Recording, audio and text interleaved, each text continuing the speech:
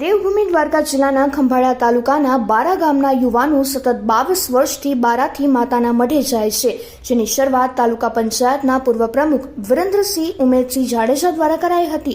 જે સંઘ આ 23મા વર્ષે પણ બારાથી માતાના મઢે પગપાળા જઈ રહ્યું હોય, રાજપૂત સમાજના પ્રમુખ ચંદ્રસિંહ જાડેજા તેમજ આગેવાનો દ્વારા આ સંઘના યુવાનોને ફૂલહારથી સન્માનિત કરી તેને વિદાય આપી હતી।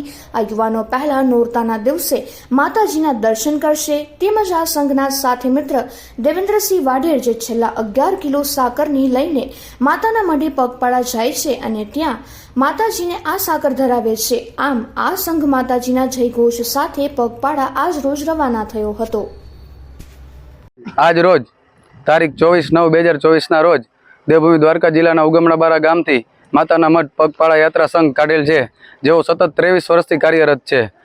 તેઓની શરૂઆત દેવભૂમિ દ્વારકા જિલ્લાના ખંભાળા તાલુકાના પૂર્વ ઉપપ્રમુખ વિરેન્દ્રસિંહ ઉમેદસિંહ જાડેજાએ કરેલી હતી, જેઓ 17 વર્ષ ચાલ્યા ત્યારબાદ તેમના સાથ અને સહયોગથી અમારી યુવા ટીમ સતત 23 વર્ષથી તે સંઘ ચલાવી રહ્યા છે।